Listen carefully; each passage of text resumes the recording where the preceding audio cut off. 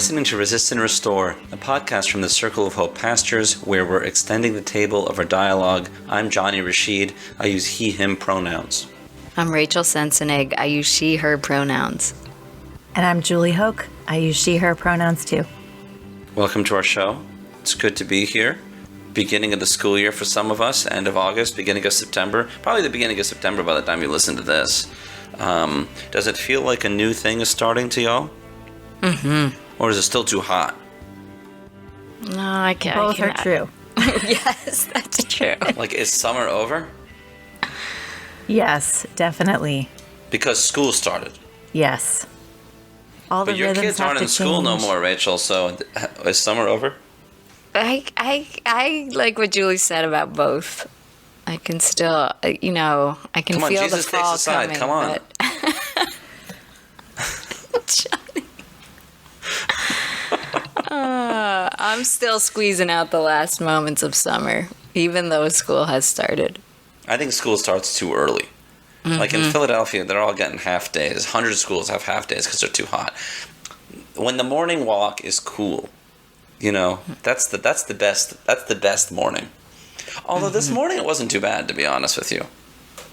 It wasn't. It actually felt like a relief compared to yesterday. But on the first day of school, on Monday, It was I was brutal. standing just like dripping on the schoolyard. And I was like, oh, yeah, I remember this every year.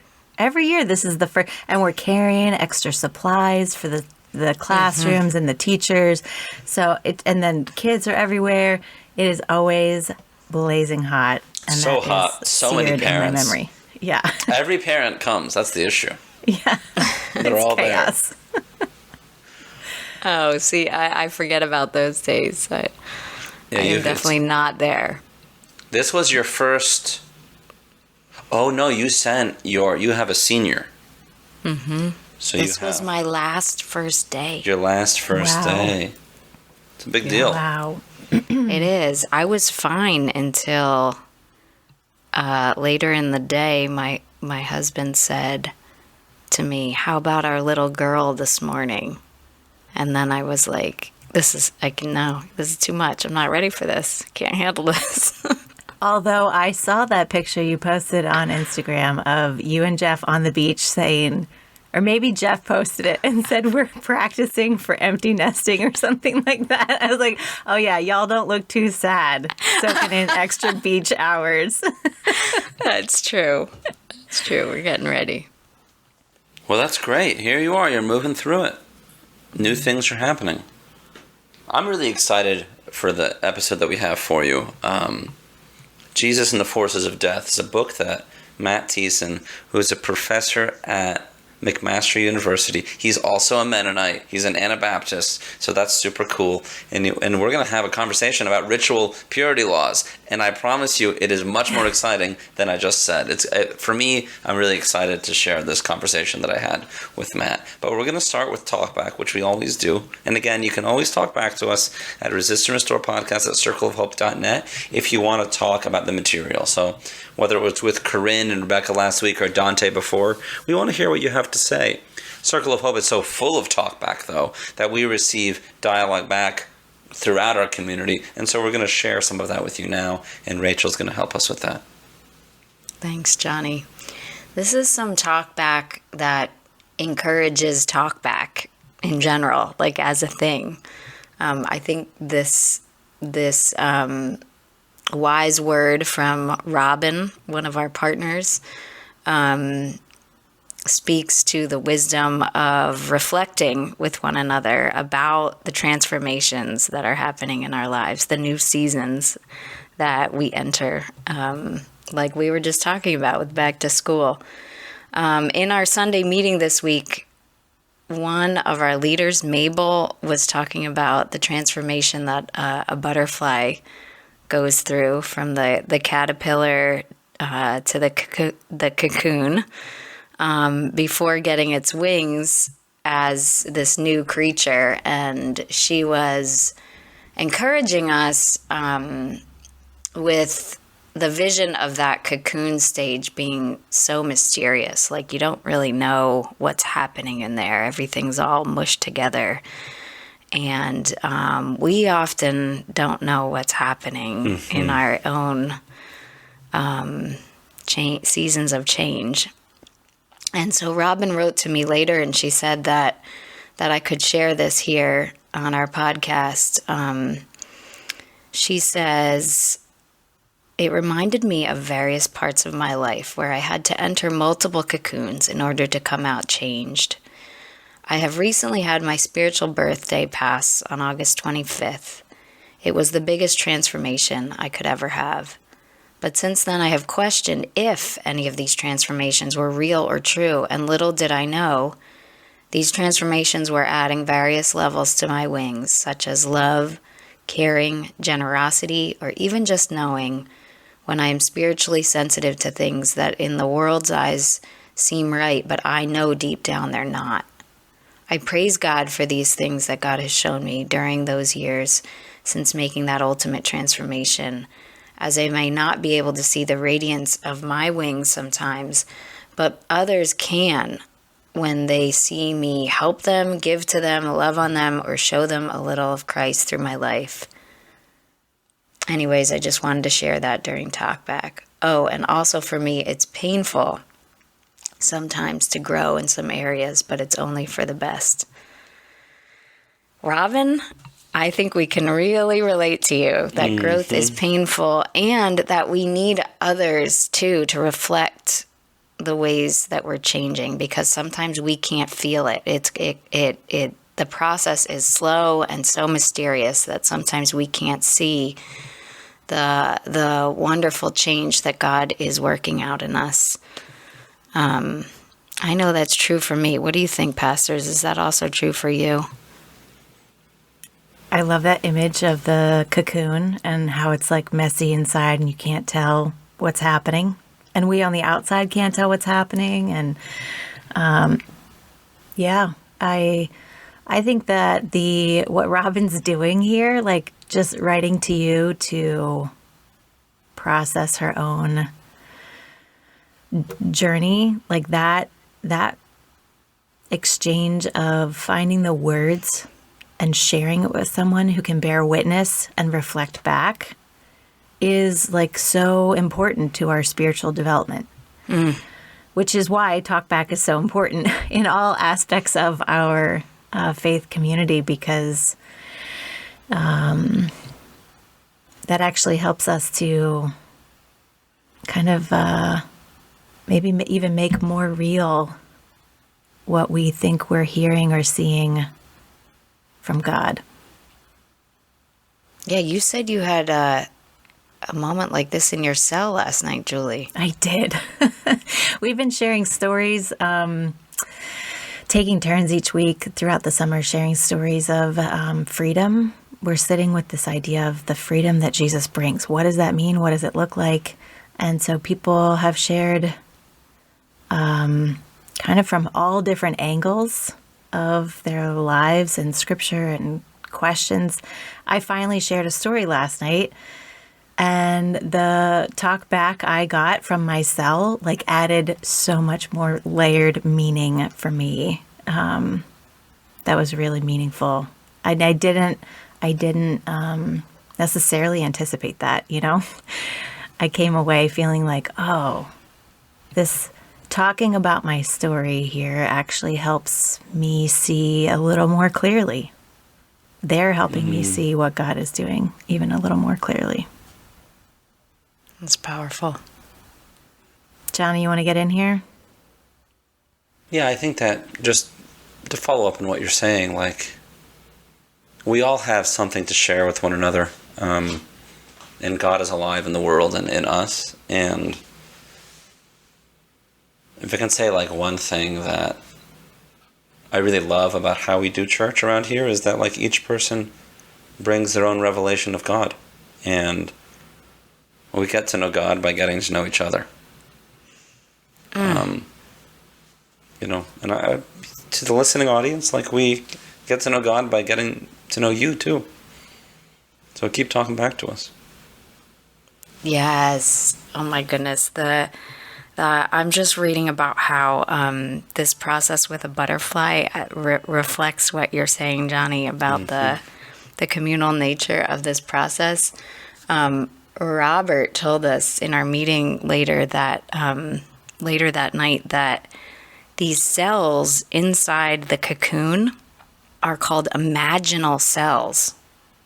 Imaginal cells, the seeds of a future potential. They contain the blueprint of a flying creature, and at first they operate independently as single-cell organisms, and they're regarded as threats and attacked by the caterpillar's immune system, but they persist, multiply, and connect with each other. The imaginal cells form clusters and clumps and begin resonating at the same frequency and passing information back and forth until they hit a tipping point. They begin then acting not as discrete individual cells, but as a multi-cell organism, and a butterfly is born. Wow. Right? So, we need to work together to become something new.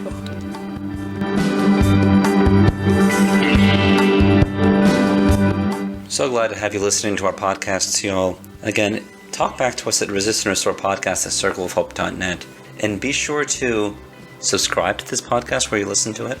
Give us a high rating wherever you are. Let us know what you like about it. And share it with people that you think would be blessed by it. And then be sure to go to circleofhope.church to see more about our Sunday meetings, our cells, our daily prayer, and a bunch of other things too. We're glad that you're at the table with us.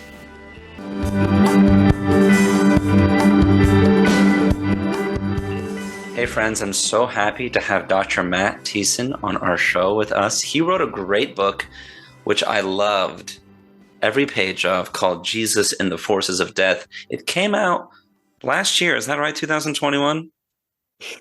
Jonny, time has lost all meaning because of the pandemic, but I think it's actually 2020. Oh, 2020. So it's been out for a couple of years, and I think it brings a really important message for lay people and for pastors to receive. And the question I want to start with our talk, Matt, and again, thank you so much for being on our show. Do you want to introduce yourself a little bit before we get going? Just tell us where you work, who you are, your pronouns, that kind of thing. Yeah. So Matt Thiessen, he, him, and I'm an associate professor up in Canada in Hamilton at McMaster University. And I've been here, am I entering my 6th or my 7th year? I think I'm entering my 7th year here. Right on. Yep. So happy to have you on. So this book is about ritual purity laws in first-century Judaism. Why do Christians need to care about that exactly? Yeah. Well, because they don't. Because they don't. And they've been taught not to. They've been taught to glaze over. I mean, taught's maybe strong. It's hard when I grew up in a wing of the Mennonite church where reading your Bible every year was sort of a nice thing to do. And once everybody got to Leviticus, we all stopped. There are so many Leviticus jokes out there. There are. And it's viewed as this, A, irrelevant, if not B, downright awful text. And, I think I'm partly my mind is partly drawn to those things that are awful or weird in our modern thinking. And it struck me that when Christians can't think about a text and can't understand it, then they're going to run into problems sooner or later. And something like Leviticus and purity laws was deeply central to ancient Judaism in ways that make it impossible for it not to be relevant to understanding Jesus and the rise of Christianity. So that's why ultimately I think today's Christians need to understand these things if they want to understand Jesus at all. I really appreciate that perspective. There has been a lot of scholarship around the Jewishness of Jesus, and notably from the super influential N.T. Wright. And you say this in the very beginning of your book. N.T. Wright says calls Jesus a very Jewish Jesus, who is nevertheless opposed to some high-profile features of first-century Judaism. And then you quote James Crossley, who says, so N.T. Wright is basically saying that Jesus is Jewish, just not that Jewish. Wow. What's the problem there? Yeah. it's very easy to dump on Tom Wright. It's very fashionable, but it's very common. He's just one person who does this kind of move with Jesus. And the problem is he's Jewish, just not that kind of Jew. Is, well, it's very convenient that it turns out that he's a Jew very much in the sort of Anglican tradition who looks like Tom Wright. Mm-hmm. I mean, it's easy for us to sort of reconstruct Jesus in our own imaginations and with our own sensibilities. And when we do that, I think it's inevitable that we're going to get Jesus wrong. It's natural, but it's inevitable. So I think that's my big concern.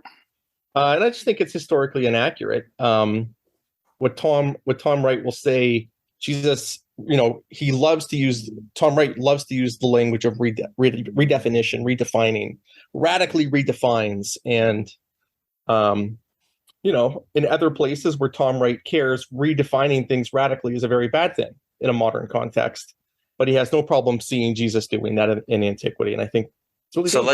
Let's make the point clear. Tom Wright has written against transgender and gay marriage because of a redefinition issue, but he doesn't have an issue doing that for Jesus in first-century Judaism. Yeah. You said it exactly right. In modern context that he cares about, straight marriage, anything that's not straight marriage, he compares to Nazi redefinitions of words in Nazi Germany. And let's be clear. That's as negative as it can get. Why not then? But why be so different in your treatment of redefinition of Jesus? With the ironic part being that this redefinition actually can lead to anti-Semitism and anti-Semitic violence. Yeah. I think ultimately, Tom, I'm sure would balk at that. But we can look at 2,000 years of church history and see precisely how redefining Jewishness to mean Christian or whatever else has led to the erasure, both textually and materially and physically, of Jews. Totally. Erasure is obviously a euphemism here. Mm-hmm. Yeah. So this text and this idea is important because it's trying to go for what was historically accurate. It's trying to give us a real picture of who Jesus was, but additionally, it's helping guard against anti-Semitism in Christianity, which is a contemporary problem, a historic problem. Yeah, that's right. So let's get started. You talk about the difference between what is holy and what is profane, and what is pure and what is impure. And these two categories are not the same. There might be some overlap, but they're not the same. Briefly, can you explain why it's important for us to understand those terms? Yep. So ancient Jews mapped their worlds in sort of two different sets of binaries. They used other binaries as well. But they mapped their world according to one binary, holy and profane. And holy really just initially means something that's set apart, something that's distinct, set apart for particular use. The Sabbath is holy time. It's set apart for specific use or for not use, actually. Profane, the opposite, is just anything that's not holy. It's everything else. It's the majority of things in the world. And, unlike in sort of contemporary context where we use profane to mean something sort of negative, profane is just a neutral category in ancient Judaism. Sundays through Friday afternoons are profane time. They're not holy. They're not bad. They're just not holy. And so that's the one binary to keep in mind. Holy and profane, set apart for distinct use, common everyday use. Not the same is the second binary, pure and impure. Holy doesn't equal pure. Pure doesn't equal holy. Profane doesn't equal impure, and impure doesn't equal profane. And that's a common mistake made by scholars, clergy, lay people, you name it. Keep them distinct. They're four separate, distinct categories. It's easiest to start with impurity, but it's also complicated because there are different types of impurity. For ritual impurity, it's something that precludes you from going into sacred space or to using sacred things, holy things, I should say. So impure and holy, these two categories, impure and holy, don't play well together. You bring them into contact and sparks are going to start flying. And so the whole point of the Israel's in the Jewish cultic system is to essentially keep impure and holy things away from each other. For ritual impurity, you don't want to bring ritual impurities into the temple. Everybody everybody becomes ritually impure. It's a very natural thing. It's not a sinful thing. It's very common. If you are a human being, you're going to become ritually impure, and you just have to, it's not a big deal.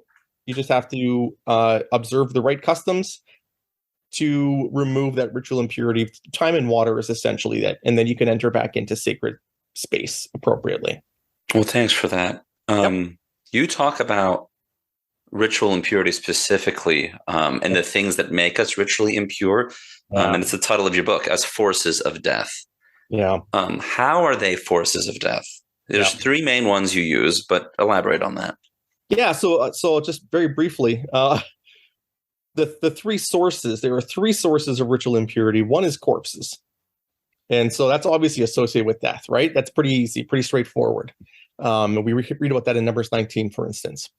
The second is a condition that, well, the Greek translators of Leviticus and then the gospel writers refer to with the Greek word lepra, which gets translated, and you can see why it gets translated as leprosy in English.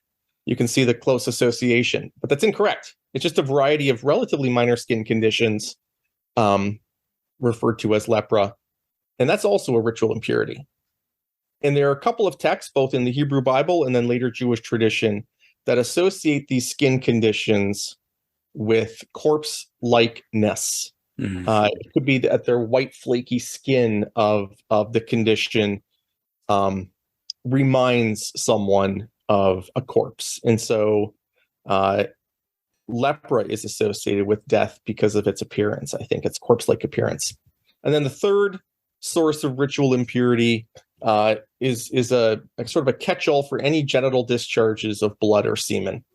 And this is a little trickier to associate with death, but I think the general argument that I find convincing is any loss of blood is a loss of life force, which is in ancient Israel, Jewish tradition, life is in the blood, or life even is the blood, depends who you ask. And so any loss of blood is a loss of life force. So it's sort of moving one towards death. And the same goes for semen. In ancient scientific context, semen is actually just whipped up frothy blood. And so it's, again, a loss of life force. And so any loss of semen or blood, whether it's through menstruation or childbirth or sex or nocturnal emissions, it's the sort of sapping of life force from a human being. So all these things are associated with death that way. That's really helpful in understanding what ritual impurity is. And then as Christians, when we talk about Jesus having power over death, that really you draw those two together closely. Yeah. So the whole system is all about, and this is something that Jacob Milgram, who's a fantastic, well, he's now deceased Jewish scholar of ritual purity in Leviticus, his argument is the whole point of the temple or tabernacle system is to keep these aspects of mortality, death, away from the holy, which means holiness must represent, it's the antithesis of death, it's life. And this is where God dwells in priestly thought in the temple, and we need to keep some sort of boundary up between the two. And so I've often talked about the priestly system of the tabernacle and temple as we've got messy humans. They're mortals. They're subject to the forces of death, but God wants to live with them, except that God's a neat freak. God needs things tidy. And if you've ever cohabited with somebody where one of you is super neat and the other one's super messy, the conflict that arises inevitably in those situations. We have 2 kids, and I'm a neat freak, and it's a valuable lesson in learning how to live with messiness. Well, God sets up a sort of system to deal with the messiness. Death exists. You're mortal. Here's how we can cohabit together without things going too bad. As long as you follow these basic rules, we're going to get along. I'm going to be able to live close to you. So, as you keep going through the book, one of the two passages you start talking about are this Luke 2:20 through 24, and then Leviticus 12:1 through 8. Leviticus 12:1 through 8 describes how to become pure after you've had a child. Yep. And Luke 2, the way that Luke describes it, seems to be seemingly unaware of this, or there could be a contradiction. But you make a pretty compelling point that Luke is actually aware of it. Can you talk about that at all? Yeah. So Leviticus 12:1-8 talks about what happens when a woman gives birth to a child. She's ritually impure. And it's a bit complicated. I won't get into it unless you're dying for me too, Johnny. But the whole point is she's got to go through just summarize. She's got to go through some time in washing. And the text talks about after her time in washing, then she's now ritually pure. And it only talks about her. Luke, when he talks about Jesus's birth, talks about after the time of their purification. After Mary gives birth to Jesus, after the time of their purification. And so there's a discrepancy between Leviticus and Luke. It's either her in Leviticus or them in Luke. And so most scholars have taken Luke to be wrong and to be incorrect about Levitical law. And I think there is good reason, and we can see other Jewish texts that don't pop up in most Christian canons, but do in some. The Book of Jubilees, for instance, in the Ethiopic canon, that show that it looks like some Jews, at least, if not many, believe that both the woman and the child born endure ritual impurity after birth. And there's a certain, to my mind, relatively compelling logic to that legal position, and I think Luke subscribes to it. So he is aware of this, and he is offering this. He isn't unaware, and that awareness, what it helps us understand is that ritual purity is still important to Luke. That's right. Yeah, I mean, this is one of those things. So this is sort of broader, I think, point I want to make in my book. Christians have for so long been taught, Jesus came to do away with the law. The gospel writers are showing this. And we have over and over and over again evidence in all the gospels. And Luke is, I think, a great example, because most people think Luke is Gentile. He doesn't care about Judaism. He thinks Christianity is the rejection of Judaism. And you go through and it's like, if you actually know enough about early Judaism, you end up seeing, well, Luke actually agrees with these Jews over here, maybe against those Jews over there. But he knows the law, cares about the law. He talks about Jesus getting circumcised. He talks about ritual purity. He talks about all these things he's supposed to not. And so he cares about them. So we have to now deal with that. These are our texts. We got to be honest about it. I never heard this argument before, but I got it in your book because I always thought Luke was a Gentile too. But there is at least an argument to be made that he might have been Jewish, in fact. That's right. Yeah. I mean, Luke doesn't tip his hand. And none of the authors do. But I think if we were to find the Gospel of Luke out in the wild, some manuscript out in the Judean desert, we would, sort of like the Dead Sea Scrolls, we would look at it and say, wow, this is obviously a Jewish text. But for some reason, partly because it pops up in the New Testament canon, and partly because of some church traditions, not all, it's sort of, well, obviously this is not a Jew writing this. And I think any other text we would conclude very differently. Very interesting to me. We're going to talk a little bit about lepra. You already did and kind of said it's not leprosy as we know it, this dangerous, contagious skin condition. It's often much less than that. In Mark 1, and there's accounts of this in Matthew and Luke as well. But what's interesting about Mark's account, which we largely think is the first account, there's an interaction between Jesus and someone who has lepra, but Jesus is angry in the passage, and Jesus's anger is removed from Matthew and Luke. And you say, when we see that discrepancy, we often think the more difficult reading is more accurate, because it would be unlikely that a writer would add difficulty as opposed to removing it. So we'll take that as what happened. As interpreters, but why is Jesus angry in this passage? Yeah, so the issue really goes to it's Markan manuscripts. There are some that say he's angry, and other Mark manuscripts. Oh, yes. And then Matthew and Luke don't have anything either. Other Mark manuscripts say Jesus had compassion. Oh, so that's the difference, and you elect to say angry because it's more difficult. Is it likely that Mark said Jesus was angry? And then a scribe came along and said, well, I don't like angry Jesus. Let's make him compassionate Jesus. Or is it more likely that Mark said compassionate Jesus and a scribe came along and said, let's turn Jesus into an angry Jesus? And in this context, it doesn't make sense for Jesus to be angry on the face of it. Unless, and this is my argument, unless Mark wants to depict Jesus upset that there's even a question. So this man who comes with lepra comes to Jesus and asks a question. And I think it's this question that angers Jesus in Mark's mind. And the question isn't, Jesus, are you strong enough to heal me? Which is a valid question.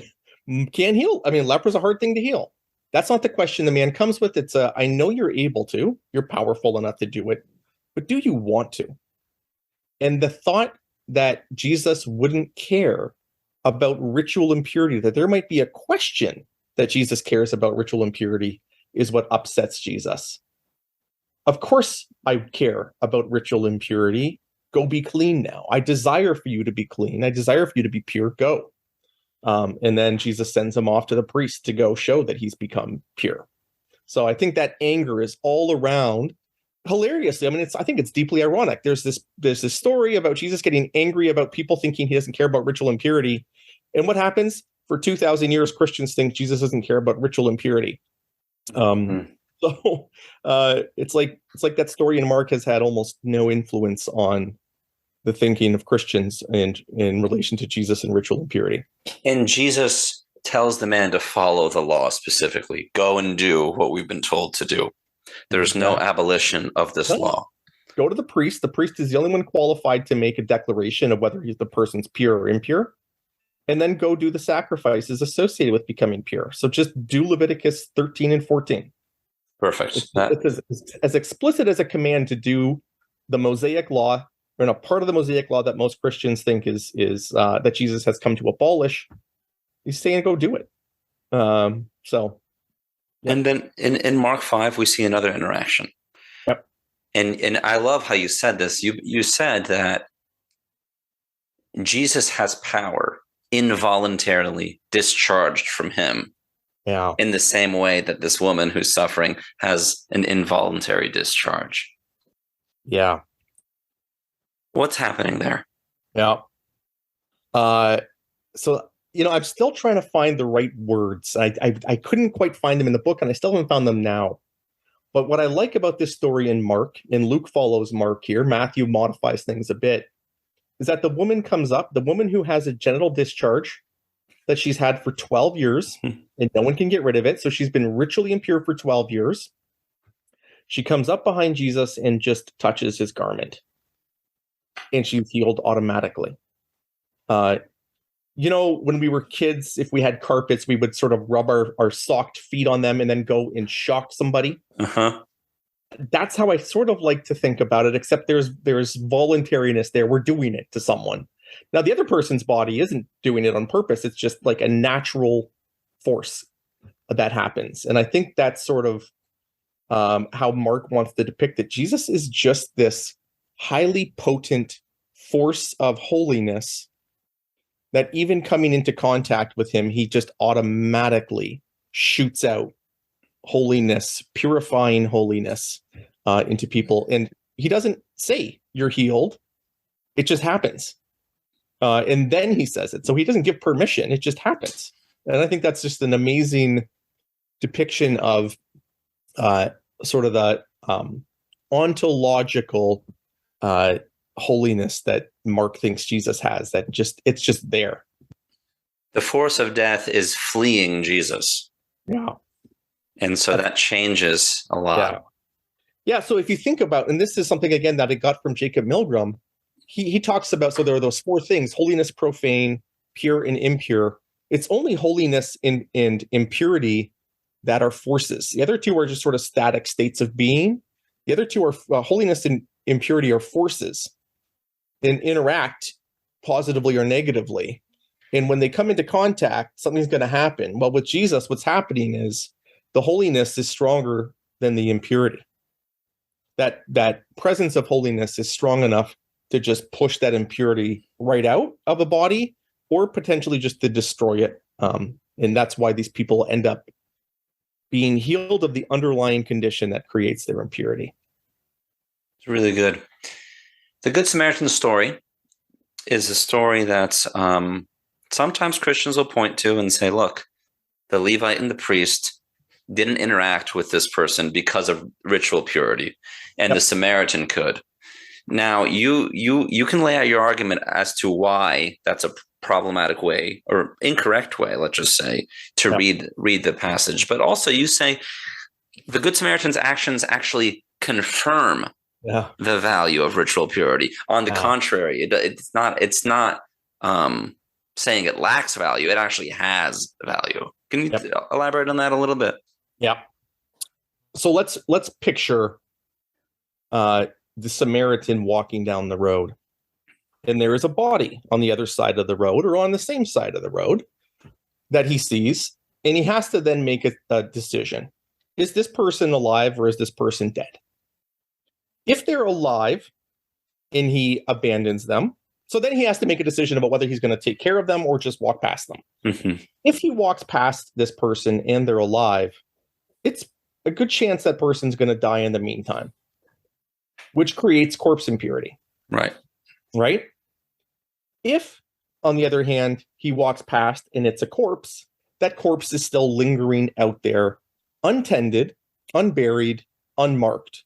And so other people could eventually unwittingly contract corpse impurity, even if the Samaritan walks around to avoid corpse impurity. So in other words, abandoning the body, dead or alive, is just going to result in greater corpse contamination, greater ritual impurity. If, on the other hand, the man or the Samaritan, as the story goes on to say, tends to the person, if he's dead, I assume the Samaritan would have buried the man, marking it properly so people would know here lies a corpse. And yes, he would have contracted corpse contamination. He would have become ritually impure in the meantime for a 7-day period. Not a sin, in fact, a deed of righteousness to do. Burying the person's a deed of righteousness, even though it makes you ritually impure for a week. Yes, you do not abandon a corpse. It's actually a pretty standard Jewish view. You tend to a dead corpse, no matter who you are. So if he's a corpse, he's buried, it's marked. People won't unwittingly contract corpse impurity if they come into connection with this corpse now that he's buried properly. If, on the other hand, he's alive, by tending to him, he makes sure he stays alive. He keeps somebody from becoming a corpse. So at the end of the day, the Samaritan's compassionate behavior results in less ritual impurity than would have otherwise happened had he just ignored the beat up man.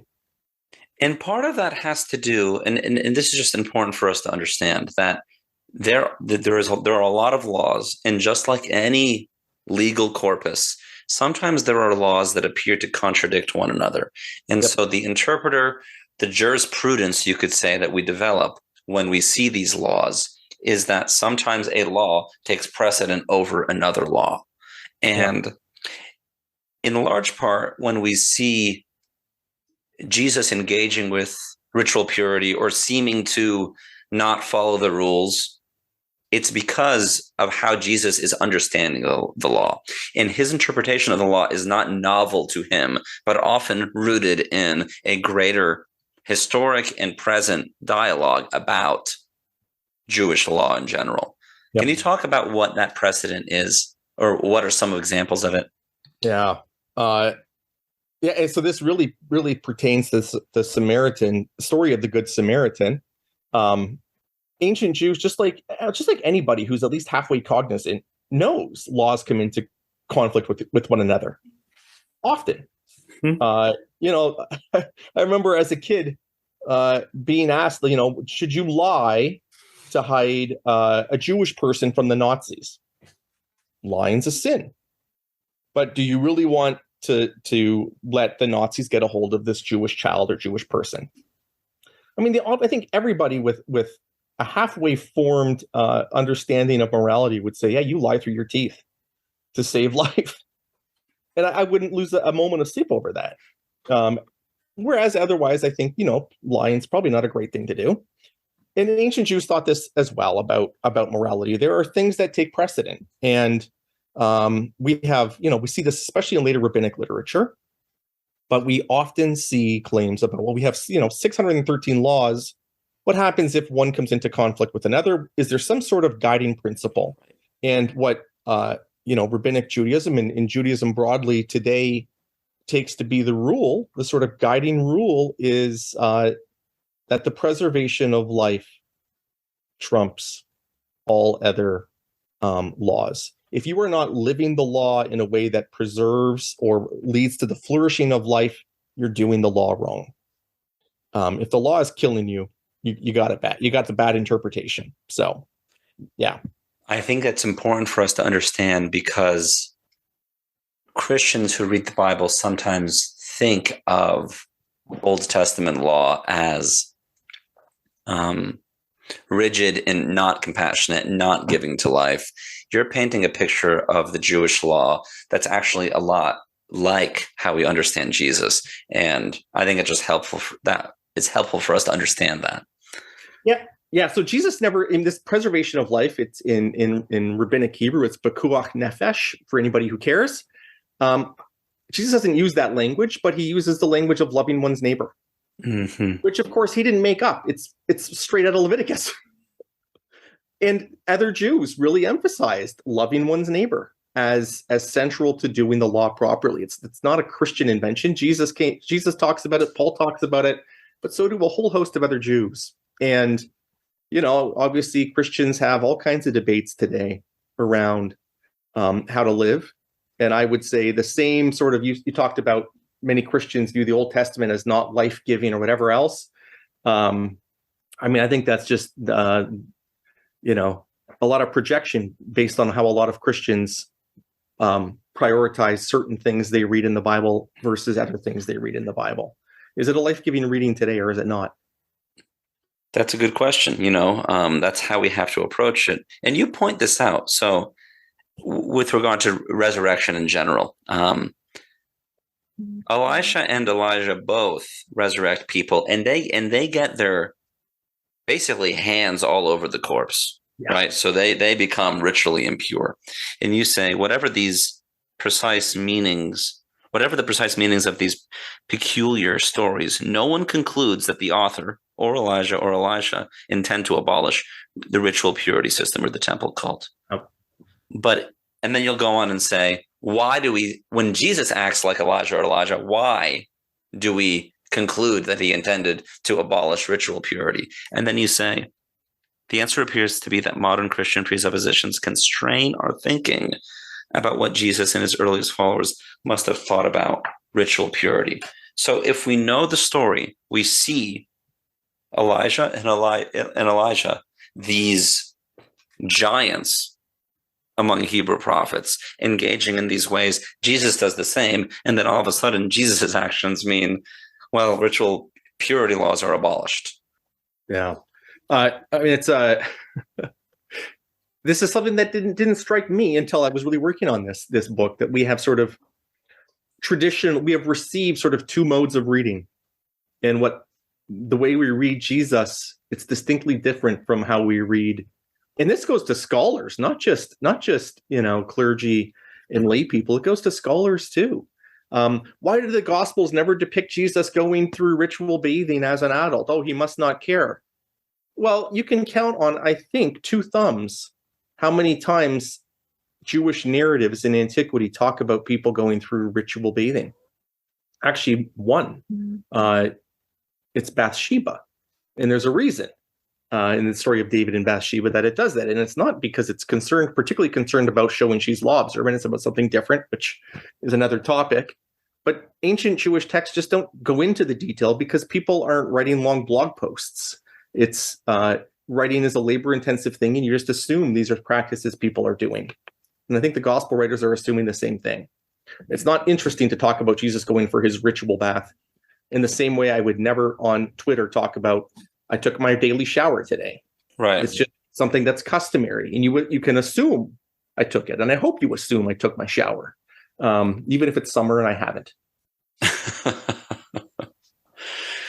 This is the beautiful part of your book that I want our listeners to get right now. Despite the fact that corpse contamination was the strongest form of impurity in Jewish purity thought, the gospel writers depict Jesus as repeatedly overcoming it. Jesus is overcoming this impurity. And then you say the only conclusion that one can draw from such portrayals is that the gospel writers were convinced that Jesus was a source of holiness that was even more powerful than death itself. I want you to unpack that a little bit, but the reason I do is we believe that through his life and resurrection, life, death, and resurrection, Jesus conquered death.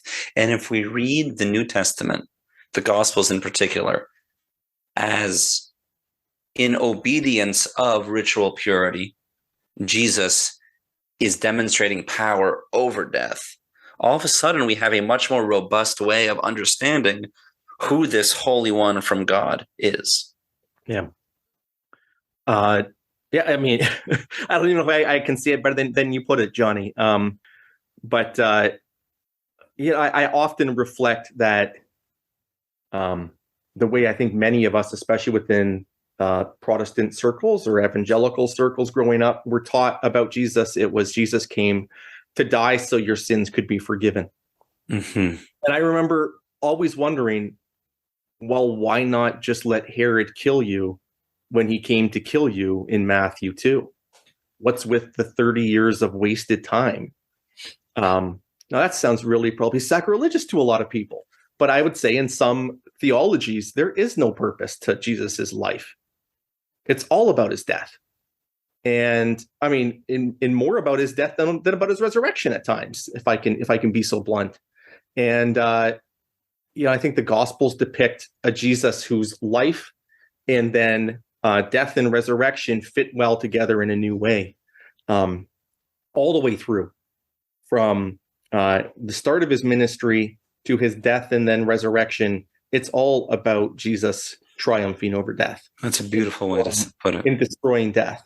And yes, I mean, this isn't to diminish the importance of forgiveness of sins or things of that nature. But to think that, and this goes into so many atonement theologies, and I'm not a scholar, I'm not a theologian per se, but to think just merely about a death that somehow pays the price for sin or whatever, as in some atonement theologies, I think misses what the Gospels are really trying to do. Mm-hmm. Absolutely. So as I was reading this and sharing my ideas with folks around me, one that came up is, no, Jesus does break the law. Look, and he defends it too. So look, his disciples were picking grain and they got when they were hungry, and that's a violation of the Sabbath right there. So what gives? Yeah. And this is so this is Mark 7, Matthew 12, and I forget where in Luke. It's in Luke somewhere too. It's such an interesting story. And I mean, Matthew's is, I think, the best account because it pulls out what I think Mark is trying to say, but makes it more explicit. Yeah, the disciples are picking grain on the Sabbath. Because Matthew says they're hungry specifically. Is that right? Yeah. Mark just has them picking, doesn't say that they're hungry, and doesn't say that they eat it. So to all intents and purposes, if you read Mark, you could say, well, what are you picking it for? To sell on Monday or Sunday? And the answer for Matthew was, no, they picked because they actually were in need. They were hungry, which seems to be the logic of the passage. Jesus quotes scripture about David and his men being in need, and they eat something that they shouldn't otherwise eat. And this goes right back to the question of how to prioritize law in different laws. Is the Sabbath meant to be a burden? Is the Sabbath meant to be something onerous and awful? Is the Sabbath and Sabbath observance meant to be something that endangers one's life? And the universal answer is no, of course not. The Sabbath is actually something that God gave to Israel, not something that God gave Israel to. Israel's not sacrificed to the Sabbath. The Sabbath is a gift for Israel's flourishing. And again, if you're keeping Sabbath wrongly, if you're keeping it in a way that leads to suffering, etc., in life-threatening situations, then it's kept poorly. And Matthew fleshes this out even more. And his argument is not just that. It's not just about Sabbath for humanity. It's also about what's happening in this particular moment in time. Is there something happening that's more important than even the Sabbath? And Matthew says, yes, there is work that happens on the Sabbath. Everybody knows it. The priests work in the temple on the Sabbath. No one says, "Oh, we got to condemn them. We got to put them to death because they've been working on the Sabbath." No, the temple takes priority over the Sabbath. Sabbath is good and holy and wonderful. Temple's even more important. In Matthew's Jesus claims that's something that rabbis make a claim about later. It's super clear. There are things that trump the Sabbath. Matthew's Jesus makes this is the controversial claim, is something more important than even the temple here. And that's what Matthew's Jesus says. And it's him. And it's this mission he's a part of. And of course, that's the controversy. The controversy is not about certain things take precedence over the Sabbath. Does this particular thing and does this particular person take precedence? Jesus and his followers are on a mission. And if they have to pluck a few grains to sustain that mission on a Sabbath and eat because they're in need, that's perfectly fine. That's a controversial claim, but the logic's not controversial. The logic is perfectly good legal reasoning. The question is, who's Jesus? And is he on a divine mission? And if that's the case, it takes precedence. So, I think this is what's really important about reading the Gospels. We all read this as, it's Jesus versus the law or something. And the real question is who is Jesus? Is he who he says he is, or isn't he? And that's a hard question, obviously, to answer. Like for an academic to answer, that's a really tricky thing to do. So obviously, some ancient Jews thought Jesus was who he said he was, and others didn't. And so they obviously disagreed about the conclusion Jesus drew from his legal reasoning, but they didn't disagree with the legal reasoning. The legal reasoning is intact. Yeah, it is still there, and that's the point. Yep. How we interpret or understand that reasoning, how we have the logical debate is about who we think Jesus is. That's right. We're wrapping up, but I want to get to the appendix, which I thought was also really helpful. Do you think Jesus observed kosher laws? Yeah, I do. I think so for lots of reasons. If you just think if you just try to use your historical imagination for a minute, what other option does he actually have? What other option does an ancient Jew living in Galilee or Judea have?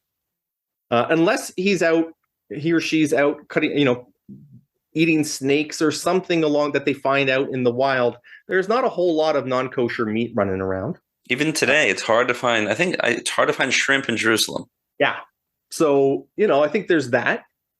But even beyond that, and so, I'm real skeptical about our abilities to get back to the historical Jesus behind the Gospels. And you make that very clear in the beginning of your book. I think we just can't do it, or at least do much of it. And so this is how I think I would probably answer the question about the historical Jesus, but at least about the Jesus and about the Jesus in the Gospels. There's no smoke. There's zero smoke about Jesus not eating kosher. If Jesus was on the street eating a bacon double cheeseburger followed by a lobster roll, there would be smoke. Especially because he's not just any old guy. He's this, he has a small following at least, and he purports to be some sort of teacher. And so someone along the line would have said, whoa, what are you doing here? And the only thing we get is, I'm realizing now I said Mark 7. I said Mark 7 was something else. It's Mark 2 with the Sabbath controversy. It's Mark 7 where Jesus talks about, or where there's this controversy around his disciples and their washing of hands, and the whole controversy contra virtually 2,000 years of Christian tradition. The whole controversy isn't about Jesus' disciples eating non-kosher food. It's about eating kosher food with hands unwashed, which is a particular practice of the Pharisees. And the Pharisees are asking Jesus, this is something we do. Why aren't your disciples doing it? That's totally removed from the question of lobster rolls and bacon double cheeseburgers and such. It's a completely different question. And in Matthew and Luke's account of the same story, there is nothing about food. Yeah. So many Christians will say, well, what about Mark 7:19? Right? 7:19? 7:19 is right. Where most English translations will say something like Jesus declared all foods clean. That's not actually what the Greek says. It's a overinterpretation in my mind. And the context clearly isn't about non-kosher food. It's about kosher food, eating kosher food with unwashed hands. And you're right, Matthew and Luke, well, Luke doesn't have the story. Matthew does, but he removes that potentially confusing saying. So this is a different interaction than Luke 11? Well, it's a different context. It's situated differently, I think, Okay. but I think it's the same sentiment. And I think what you end up getting is something like in Acts 10, this is what a lot of people will point to who want to talk about let's do this. Yeah. who will talk about the historical Jesus will say, well, look, Acts 10, we got a depiction of Peter while after Jesus sitting there telling God he's never eaten anything unclean. If Jesus had abandoned kosher dietary laws, why is Peter still so adamant that he's been kosher to this point? Did he not learn from Jesus? And now God's telling him. Right. But of course, in Acts 10, Peter doesn't go and eat these non-kosher things. It's a symbolic vision of what he's supposed to do with regard to Gentiles, not what he's supposed to do with regard to his own diet. So to put a point on it, what you're saying is even in Acts and then in all of Paul's epistles, when we're talking about not observing the law, this is because Gentiles have been grafted onto this covenant. There is no requirement for them to follow the law, but every Jewish person is still observing the law, including Paul and including Jesus. Yeah, as far as we can tell, I think that's exactly right. And that's so, I mean, if you read Acts, to me, I sort of bang my head against the wall a little bit. It feels bananas, but if you read Acts, it's a law observant movement to the very end. And the question is about law only pertains to Gentiles. Does the law apply to them? And the answer is repeatedly, well, not the laws that only apply to Jews, but the laws that apply to all humanity. Yeah, that does still apply. Nobody's asking that question if Jews have already given up law observance. Jewish believers in Jesus have already given up law observance. They wouldn't ask, well, do Gentiles need to keep it now? So the assumption is this is a law observant movement, well, at least till the end of Acts. And then what happens after, who knows? Well, we do know because we're 2,000 years down the road now. Truly. Yeah. Well, thanks, Matt. Thank you so much for this conversation. You are really smart. You wrote a great book, and we went through the basics of it here, but I really recommend that people buy it and share it, especially if you're a pastor. It's going to really change how you approach Jesus and the law and the whole New Testament. Matt, where can we follow you and keep up with what you're up to? Yeah, probably I'm most busy, maybe too busy on Twitter at Matt Thiessen NT is my handle there. But I'm also on Facebook infrequently. But yeah, excellent. And are you working on anything now that we can look forward to? Yeah, I have a book manuscript it's an even more popular level book on Paul, trying to again make sense of Paul as an ancient Jew and what he was really about in a way that I think will be hopefully more appealing. You know, I know a lot of Mennonites are conflicted about Paul, and maybe they'll be less conflicted, or at least be conflicted in better, different ways. Yeah, well, I hope so. And when do we think that will come out? Next spring, Baker Academic next spring. Okay, great. Well, we'll have you on the show again when that one comes out. Thanks a lot, Matt. Thanks for having me, Jonny. Cool. Good to talk to you.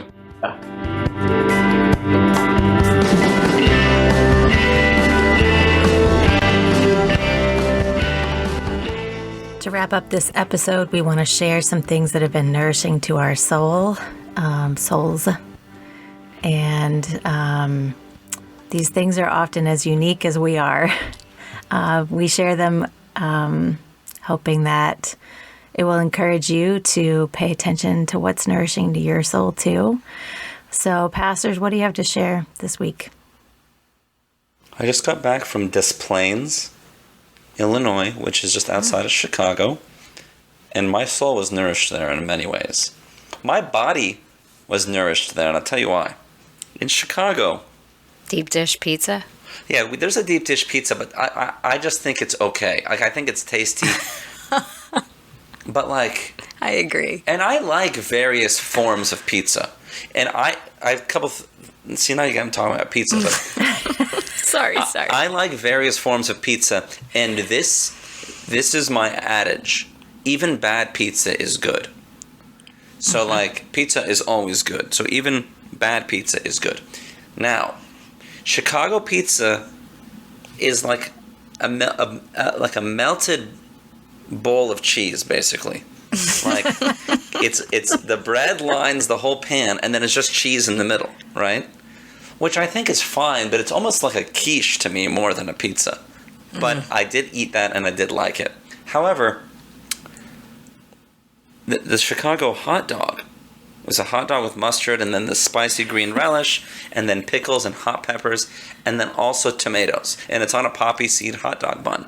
Now, I loved it. I had two on different occasions while I was there. But I'll say this, it would be better in a Philadelphia-style hoagie roll because a little hot dog bun is too little to contain all of the stuff in there. Oh yeah, and there's a big dill pickle right next to it, the same size as the hot dog. So like, how many things are you fitting into one thing? Anyway, I ate that. And then they also have an Italian beef sandwich, which is like their cheesesteak competitor. Now, it's no contest. Cheesesteak is obviously much better. But, so this is like slowly simmered beef, and then on top of it, sweet and hot peppers, and it's pretty tasty. And then you can get it in like, they say, how do you like it? And then you're supposed to tell them how wet you want the sandwich. Now, at this point, it starts to not be as appetizing to me. Like, Yeah, you got a reaction from both Rachel and I on that one. They take the sandwich and they just dip it in the jus, and then they give it to you. And I'm like, hey, it's very not portable too. So like, I had it a second night, and then they said, do you want cheese? And I was a good Philadelphian, and I said, yeah, I'd love Cheese Whiz on it. So I made it into like a facsimile of a cheesesteak, and I enjoyed it more as a result. Anyway, that's how it nourished my body. But how it nourished my soul was I was at an Anabaptist. Anabaptism is 500 years old. In 2025, it'll be 500 years old. And I'm on an advisory group for the first Anabaptist Bible. An Anabaptist, you could call it a study Bible, but we're just saying an Anabaptist Bible. And it was really fun to be around a very diverse group of people across our whole tradition from various groups. I related to somebody who was a Hutterite from the Bruderhof and was much more conservative than me, but also in some ways lived more radically than me too. So it's really interesting to have that relationship. And then a bunch of people from the Mennonite United States and Church of the Brethren and so on. And I really liked thinking together and worshiping together and imagining how we can help people understand how to read the Bible the way that Anabaptists do. So keep that in mind. This is the 3-year-long project. So we're just getting started. Wow. You won't have a copy of this new Bible for several years. But this is how it's to be on the ground for something like that is really fun. So that's how my soul has been nourished. I'm so glad you're a part of that, Jonny. Me too. We didn't pregame what we would be sharing. I too am going to talk about pizza, so I'm going to jump right in here. Amazing. Wait a minute. I didn't know you were going to go to that. What pizza did you have? I had Down North pizza. Ooh. Philadelphia's take on Detroit-style pizza. That's right. So good. You are familiar. Okay, so you both have had this before. This was new to me, and it is deep dish. The cheese is like browned along the edges. The cheese makes a dough is great like crust. Almost, I know, it's so good. It's almost like caramelized on the bottom. I don't know the right words, Jonny. You could help me out with that, but it's fried, basically. It's not fried. It's in a deep dish. Come on. I know, but there's so much olive oil down there that it's like a focaccia, you know what I mean? Yeah, it really was. Yes, we were commenting on that. Anyway, it was a delicious experience, and it nourished my soul just to learn more about who they are and what they're doing. Totally. They are a North Philadelphia restaurant that exclusively employs formerly incarcerated folks to both, give them culinary career opportunities and provide a fair wage and an equitable workplace. But they also support folks who are returning with other resources that they need, like legal support and affordable housing and things like that. And it's just absolutely delicious. So it nourished my soul to experience that and wanted to share that.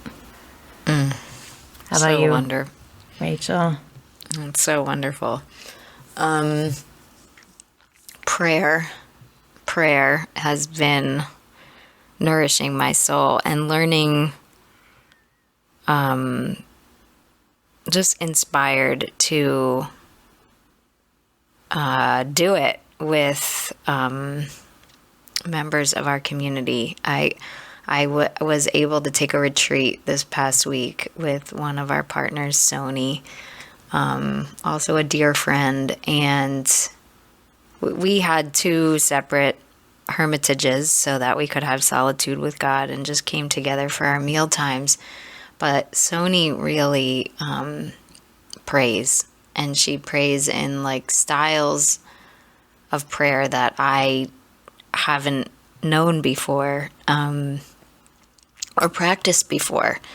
And she prayed for me, and it was really moving. And she's and so I'm just being drawn into this like greater awareness, I think, of the Holy Spirit's like presence in our lives and movement. And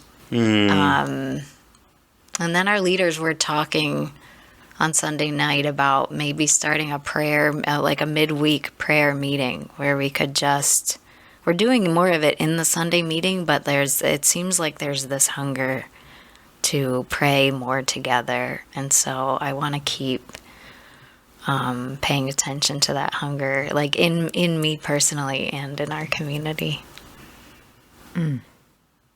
Beautiful. Thanks for sharing.